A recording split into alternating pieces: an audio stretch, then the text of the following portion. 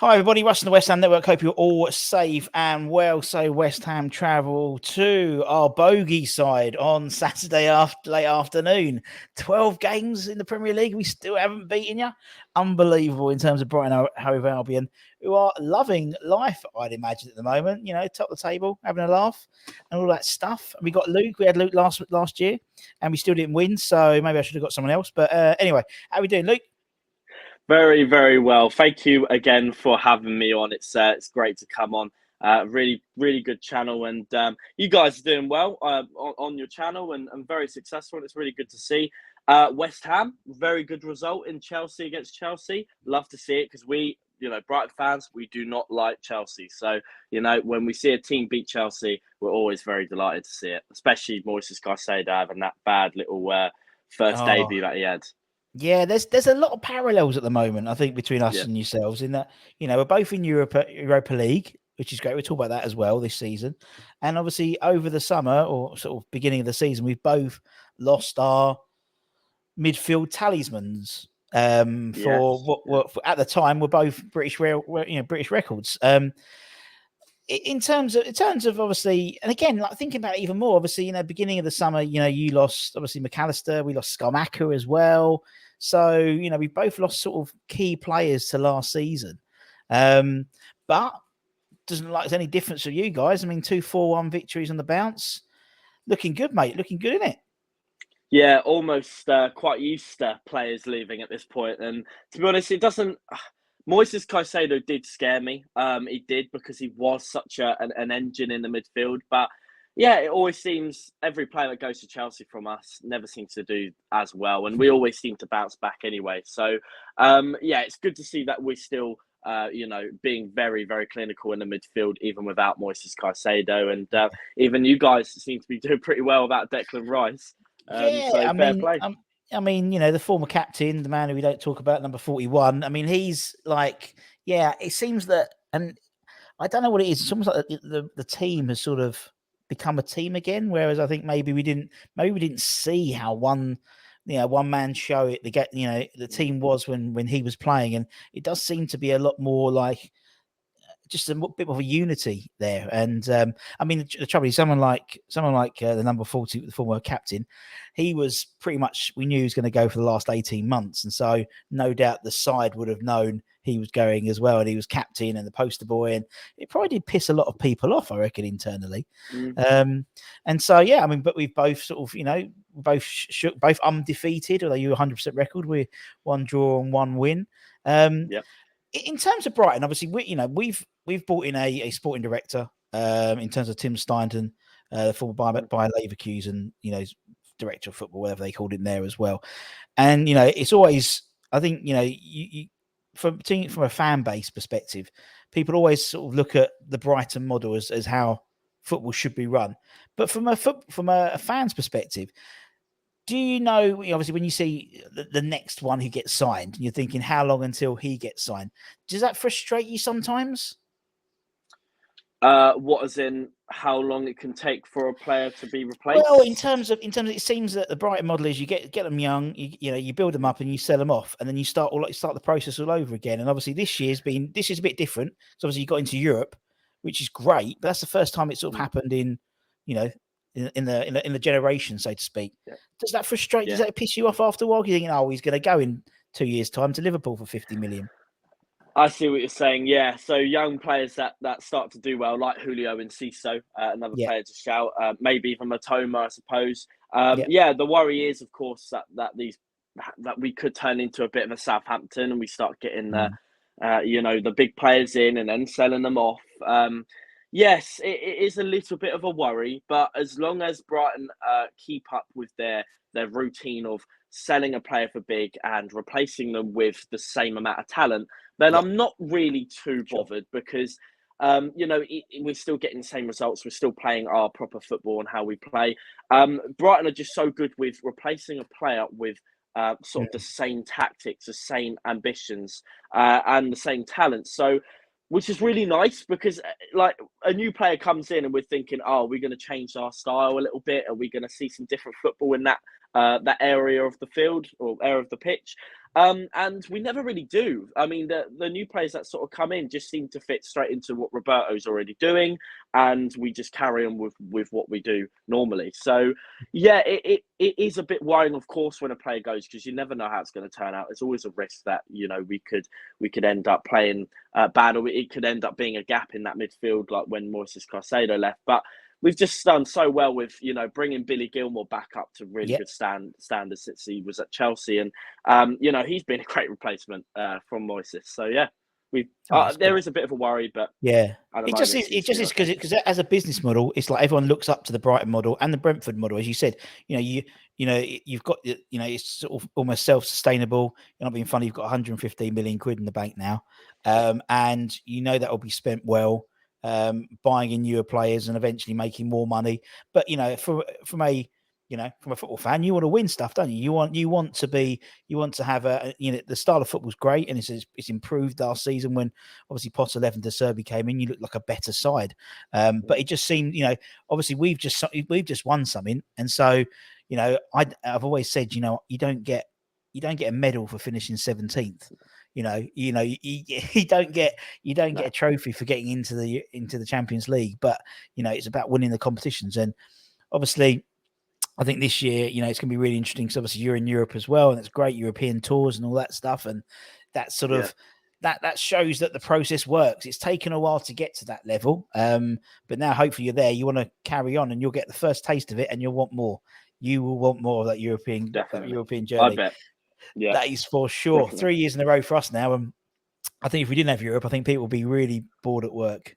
Yeah, no, definitely. And to be honest with you, though, the London Stadium is such a great stadium to host, a European game. I sort of look at it and go, this is a great stadium to host a European game, and it is exciting for other teams in the Conference League or Europa League that come over from a different country, go straight into London. It's the old, it's the Olympic Stadium. It's held the old Olympics in 2012, and it's a cool stadium, especially for European games. So I get why you guys do enjoy your European games for sure. But it's for the fans as well. I mean, I imagine you'll be going to a few when the draw is next Friday. You'll be looking at it. You'll be looking at the draw, and same day as the transfer window closes as well. And we play Luton in the evening. How stupid is that? And big day. Exactly, big day. And you'll be looking at who you're going to get, obviously, and those trips away to whether it's Italy or Spain or even the more random ones, sort of random. It's great. It's sort of Brilliant. It's a real, I mean, we enjoyed it the first year. We really just enjoyed it, and we just seemed to be suited to European football, and it just worked. And then the second year, obviously, we won the conference. And then we go back into Europa League this year, and so no, you'll have a cracking time, mate. You'll absolutely love it. It's nothing like obviously you've been around, the Premier League, seeing all those sides and been to Newcastle and stuff, but going to Italy or Spain and seeing Brighton, your team, turn out, it's going to be brilliant, mate. It's going to be insane, and as you guys have been in it quite like 3 years in a row now, and I bet you're almost quite used to it. But have you ever gone to? No, I don't. Abroad? No, I don't get a pass really. I get a pass for the home games and the misses. The away games, no, unfortunately not. But I would maybe this year. I mean, the finals in Dublin, so Brighton West Ham final in Dublin. That'll be all right. I'll take that. Although you probably would still beat us. I mean, last year you did a double on us. I mean, we didn't score a single goal against you last year. 6-0 in aggregate.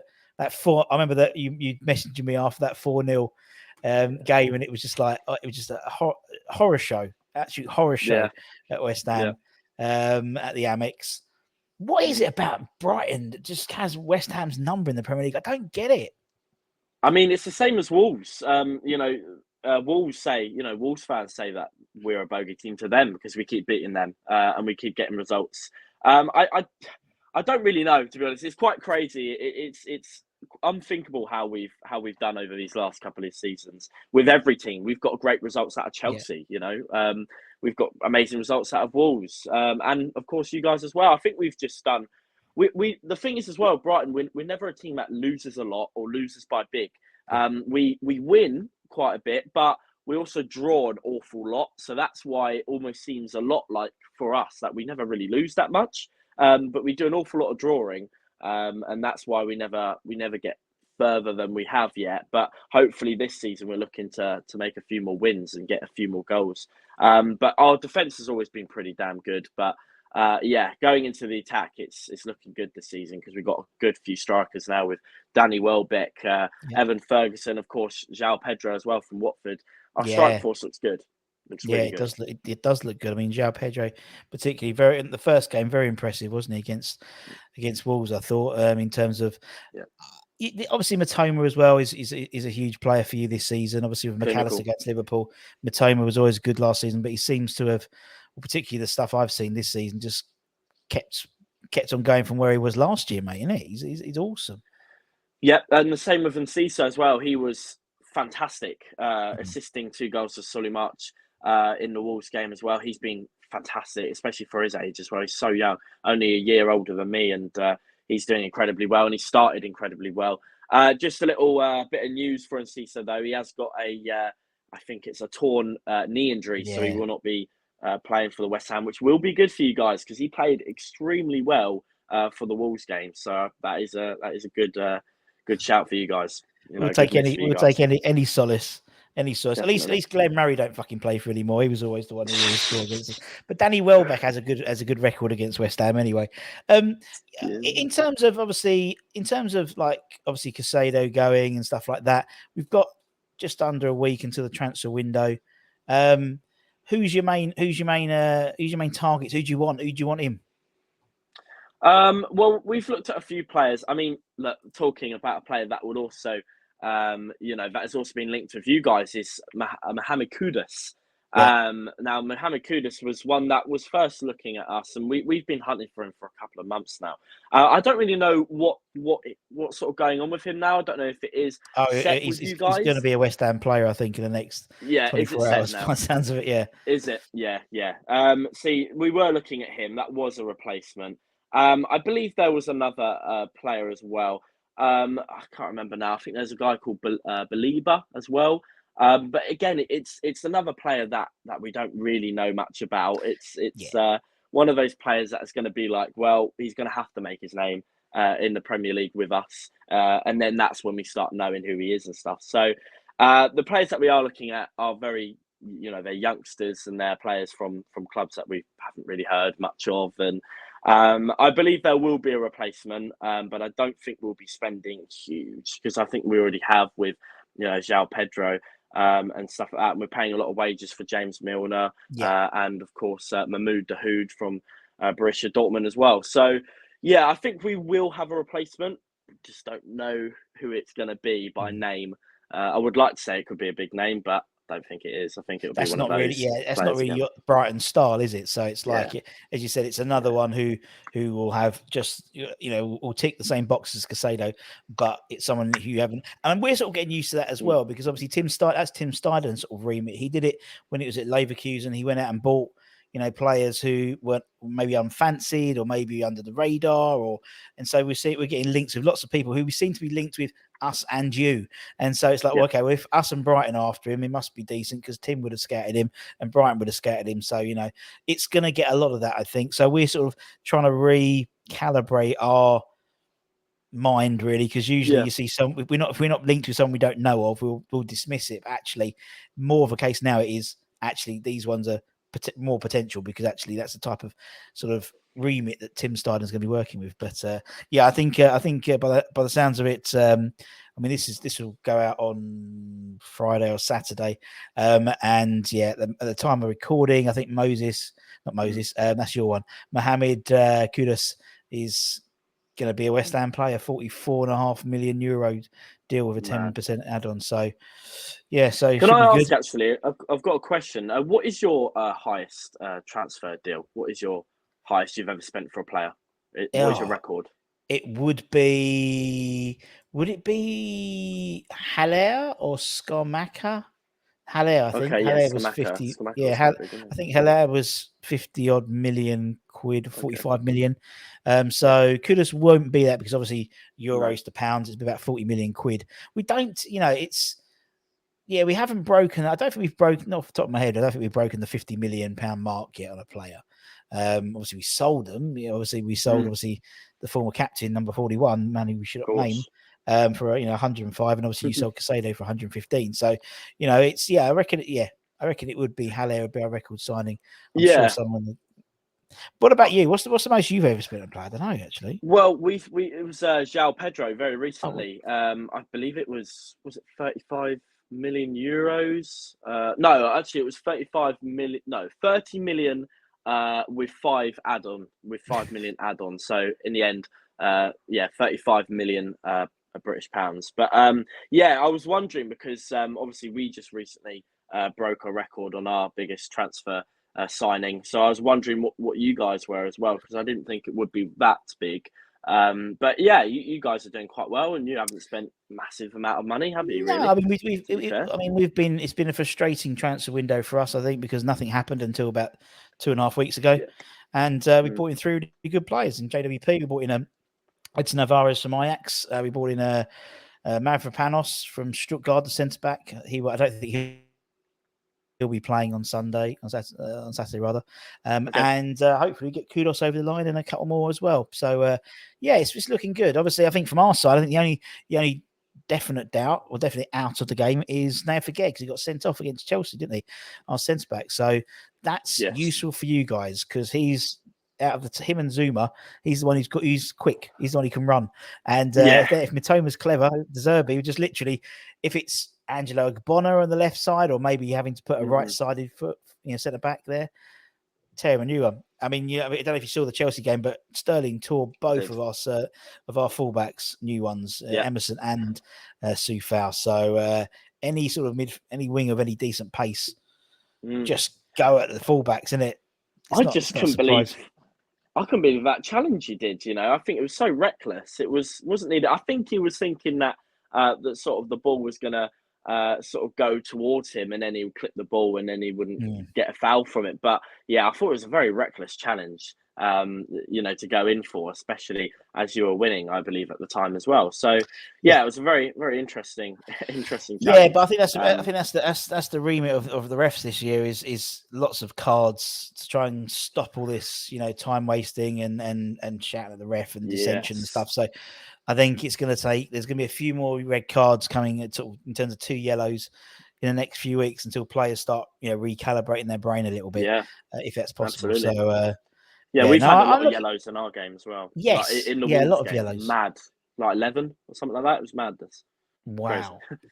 That's crazy. I think maybe about 8, but it was crazy. It was a lot of yellows showing. Nice. And stupid, and 10 minutes of added time as well. Which I don't mind. 11. It was crazy. Yeah, but I don't mind that, because actually that's a true reflection. And fans pay a lot of money for football, and if half of it is just them walking up to a throw on, or walking up, setting up a free kick, you pay for action. And so actually, I don't mind the fact that games, you'll very rarely, I think, see a game which will go under 100 minutes now, just for that exact reason. So it's true. But that's not bad. True. I mean, the amount of money football is at the moment. But it's still 90 minutes of football, because they're just adding on the time that players that are wasting time, or they go down, or they take loads of time to get up from a challenge or whatever to waste time. I think it's fair. I don't think there's much wrong with that. But with all these yellow cards, I'm a bit worried. I think players definitely do need to start focusing on the rules more, and think about the way they're going in for challenges, and also how they talk to the referee as well now.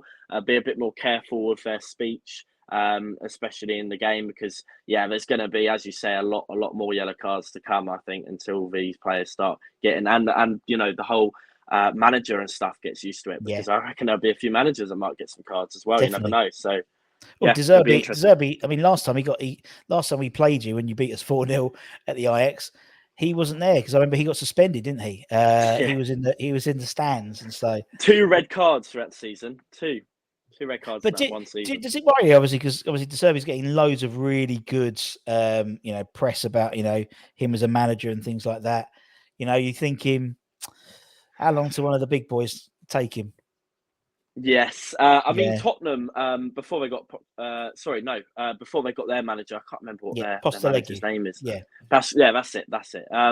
Yeah. So before they got him, I believe they were asking for Roberto De Zerbi and knocking on the door to ask if he wanted to come and join Tottenham, but he did refuse it. So I don't know. I think he is at the moment quite focused on Brighton and seeing what he can do with Brighton, because I think Brighton are very interesting and they keep surprising people. They keep surprising other teams, other fans on what they can do. So I think he's at the moment quite intrigued and quite interested on where he can take Brighton. And I think he thinks sure. that he can take Brighton even further than he has already.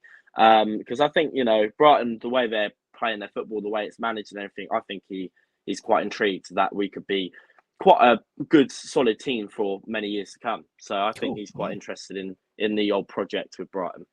Or he's Hopefully he treading, stays. or he's treading water until the Man City job comes up. Maybe. Well, I'll take it if he did, but I yeah, know. I think maybe. that's the thing. If that's why the whole thing around he should not be named the former captain, number 41. If he'd gone to Man City, I think I'd still talk his name, but because he went to Arsenal, do you know what I mean? It's like Okay. that's why. Yeah. Same if he went to Chelsea, Yeah. I'd be the same. But because you say you're going to go and to want to win things, and you go to Yeah. Arsenal. It's like, Yeah. yeah, I know. I It's all know. about the money. All It's all about the about money. it's all about the money. It certainly is. It certainly is, my friend. So obviously Saturday, looking forward to it. It's going to be a good game. Although it's that weird sort of 5:30 kickoff time, which I don't like because it sort of ruins your evening. It's like it's a weird time. It's even worse than the 8 o'clock on at least the 8 o'clock. Your evening's out. You've got that 8 o'clock game. Yep. You're definitely going out. But obviously, if West Ham win, they sort of which they won't do because it's against Brighton, of course. But but it doesn't ruin your evening so much. Thoughts? How do you think you get it on Saturday? Well, it's an interesting one as well. And just talking about a recent signing that we've just brought in, Igor. Now, you know a little bit about Igor. He's from Florentina. Yep, Jared Bowen got past him to score that winning goal he did. to win you the Conference League. I actually hope he doesn't play because, Jared Bowen comes up against him, Igor. I don't think it will go too well. So I'm hoping that Igor won't be playing and it will be Webster and Dunk out back to hopefully But try something new with him. that Igor But yeah, go on. he's a unit, though, isn't he? He's a proper He is a unit. unit. He's like 85, 90 kg. He's like, Yes. he's stocky. He looks like a bloody rugby player. He does. He does, yeah. Yeah. And with all the He has. tattoos and stuff, yeah. He is crazy, and his legs are absolutely huge, monstrous. Mm. But yeah, it's going to be quite interesting with him. We haven't had much game time with him yet, only in pre-season really. So it will be interesting to see what he's about. But yeah, going up to this game ahead Saturday, it's going to be an interesting one. I am looking forward to it because we do well against you normally, and because we've had 2 4-1s in a row, we are in such good form. Probably the best start we've ever had. Well, yes, the best start we've ever had in the Premier League, and one of the best forms we've had for a little bit as well, having 2 4-1s in a row. I am quite confident going into this game, even though you did do well against Chelsea. But obviously, you guys just winning the Conference League as well, you're going to be very excited and you're going to be full of confidence as well going into it. So I reckon you will be up for the game. But if you're asking for my score prediction, I'm going to go with a 2-1. I'm not going to go with a crazy scoreline because I respect you guys. You did well against Chelsea. And we don't have Julio Cesar either. So I think it's going to be interesting. Normally, I think we do better away. So, yeah, I mean, it's showing that it's 63% of us winning, 20% draw, and 17% of you guys winning the game. So it's an interesting little thing there. But yeah, personally, I think 2-1. And I think goal scorers, I'm going to go with Danny Welbeck and I'm going to go with Billy Gilmore. Those are my 2 goal scorers for the game as well. Former Chelsea man. Yeah, I think to be perfectly frank, I think this is your first test this season. Do you know what I mean? You've had Wolves and Luton. So I think this is going to be this for me. If I think we're in a bit of we're not fitting. We're playing all right, but in terms of the fixtures, this is your first proper fixture. I'd say no disrespect to Luton or Wolves, but Wolves are in a shit show and Luton have just been promoted. So I agree. I think it's going to be really interesting. I think this is sort of see where your levels are at. If you turn us over, then you're totally justified to keep that going, and good luck to you. But I think it'll be a tight game. I don't think we're going to win, unsurprisingly. I think it's going to be a draw. Okay. And I think West Ham fans will take that. Although we'd love to break the voodoo. We would love to break the voodoo, but we're West Ham fans, and we know that's not going to happen. But no. at the beginning of the season, you said, right, we've got our first 3 games, we got Chelsea, our first game, Brighton, and so on and so forth, and Bournemouth, and they go, right, you come away with 5 points. I think a lot of people have gone, yeah, I'll take that, because a lot of people didn't think we were going to get any points until probably about 6 games in. So yeah, I'll take that. Well, I'll take that. I will say this. If you guys start well in the first half, I think that's where you're going to nick a goal, and that's where I say 2-1. I reckon Antonio's going to do it as well, because he scored the last time a banging goal. I believe the last time we were at the Amex, that was an incredible goal.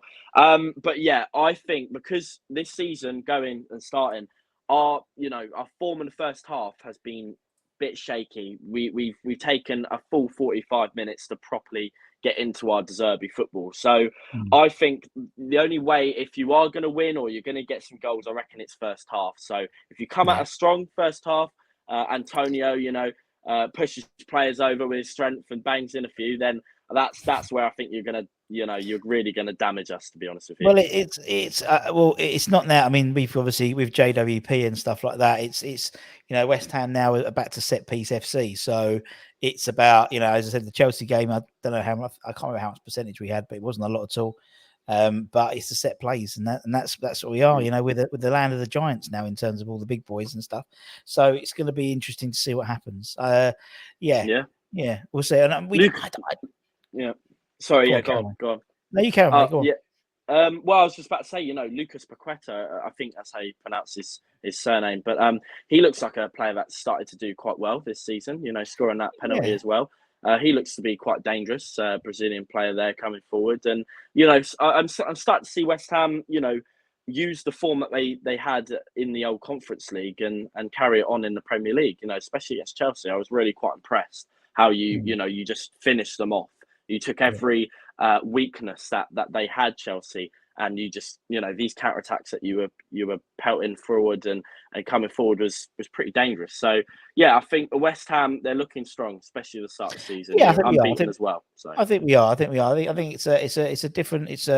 We call it Moyes ball affectionately. But basically it means that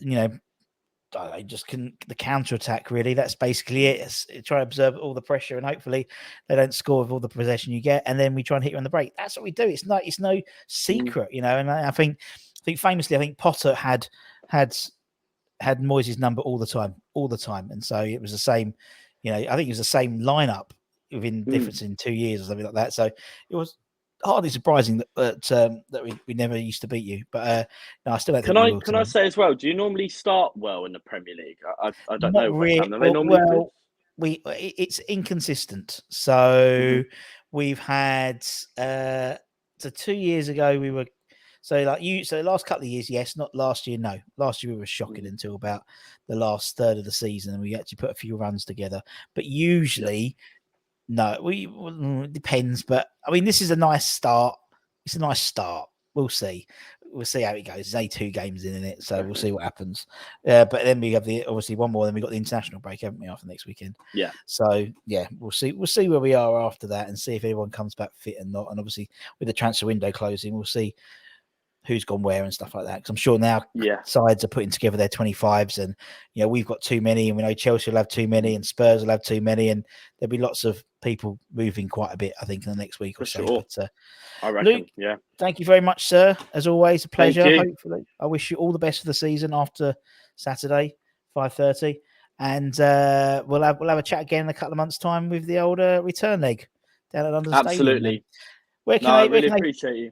Where can they find you, Luke, if they want to know more about Luke? You can find me on my YouTube. That is my main social media. I do matchday vlogs, so I will be doing a matchday vlog of the West Ham game. Either me crying, or either me celebrating, or either me being, in the middle. But yes, I'll be vlogging that game, and so I'm on YouTube, and I basically do matchday vlogs and just talk everything Brighton. So There we yeah, go. probably not much fun for you West Ham fans, but if you come along and watch, It might be fun. It might be fun this weekend. It might be fun this weekend. There you go. Exactly. You That's can watch why. me. You can watch my tears as they come down my face as West Ham For the first destroy time in 13 games. Yeah, maybe. And obviously, if you're new around here, give it a like, give it a comment, give it a share, give it a subscribe. Go and check Luke out as well. And whatever happens, win, lose or draw, go and congratulate Luke or commiserate Luke on the. I'm sure you will do, the West Ham Network community. You're always very, very good. And until next time, guys, take care, and we will see you soon. And come on, you bloody. What is it? What is it? Come on, you goals. What do you say? Come on, you Seagulls. Come on, you Albion. Come on, you Albion. Okay. Come on, you Irons. Come on, you Albion. Take care. See you soon. Bye-bye.